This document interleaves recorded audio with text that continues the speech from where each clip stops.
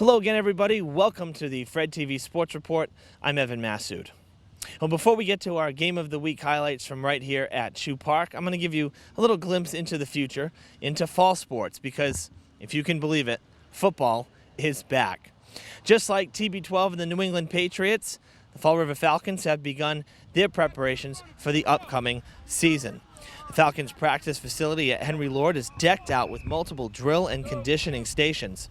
After doing one full rotation, teams break out into their respective teams for full squad practice. Now, with a contact sport like football, there's always been the concern of safety and injury prevention, in particular concussions. It's a valid concern, and one that has even been discussed on Beacon Hill. But over his nearly 25 years in this league, Coach Ron Gagnon has seen the evolution of the sport.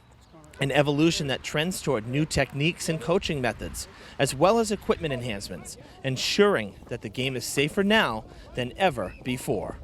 We subscribe to the hawk tackling, which was developed by Pete Carroll with the Seattle Seahawks while he was at USC, where the head is completely eliminated from the tackling process.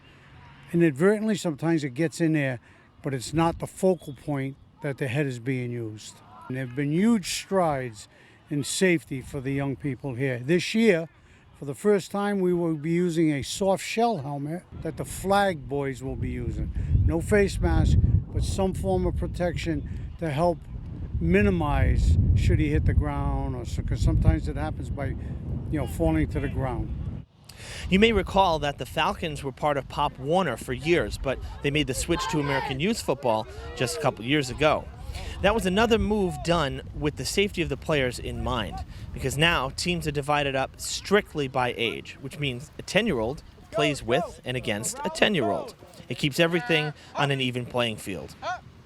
Coach Gagnon, or Coach Bear as he's known on the field, says he and his fellow coaches have the players' best interests at heart, and they are always accessible to parents should any questions or concerns arrive. Be sure to check out the Falcons Facebook page at fallriver.falcons. You can see it at the bottom of your screen. And while you're there, like and follow our page as well, FREDTV Sports. All right, right here at Shoe Park, the playoff picture is shaping up nicely. And, of course, it's no surprise that the Brewers, the Braves, and the Rockies are right at the top in the standings. But the number 4 seed is still up for grabs. There's a couple teams on the bubble before the playoffs begin next week.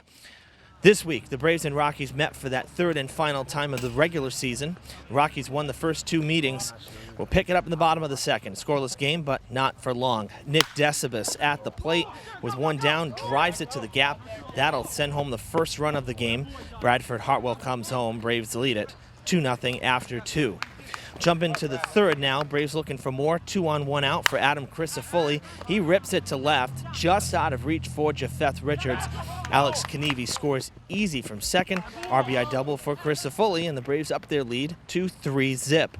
Over the next inning and 2/3, they would score 7 more runs, thanks in large part to 4 Rockies errors. Take a 10-0 lead into the 5th, and that's where we'll pick it back up. Rockies got to start chipping away at the deficit, and they do. Jose Martinez gets it started. Base hit to left. Brian Quinn coming plateward, gets in before the ball. Rockies on the board with Martinez taking second on the throw. 10-1 the score. Next batter, Jaron Vieira with some opposite field pop. Drops that one fair in right field. Martinez can walk home. Vieira with the RBI double takes third on an errant throw from the Braves. It's 10-2. Those runs, unfortunately for the Rockies, were really just for pride as the Braves ran away with this one. They snap a 4-game losing streak against the Rocks, winning big time in this potential playoff rematch from last year, 14-4, the final score. And the Braves also move back up in the standings. They're back in second place with just this weekend's games remaining in the regular season. Playoffs start this week. We'll have exclusive coverage of the 14 playoff bracket right here on FREDTV. Gotta love Fribble, right? I mean, the action's always so great, and playoffs are even better, so be sure to tune in for that. All right, last but certainly not least, this is really cool. A note of congratulations are due to our Fall River Maplewood Park 8U Babe Ruth League baseball team. The hometown boys took home the regional 8U Cal Ripken Championship after competing in Milton, Connecticut 1 week ago. That win propelled them to the World Series. Awesome, right? So they're going to begin competition in Cherry Hill, New Jersey this Wednesday, August 7th.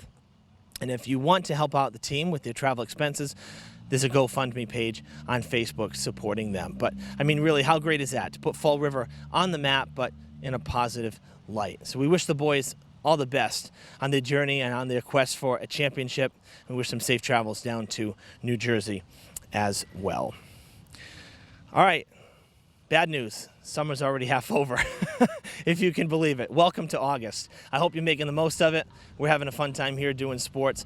Join me next Friday, same time, same place, for more of Fall River's best sports. Until then, I'm Evan Massoud reporting from Chew Park. Have a great weekend.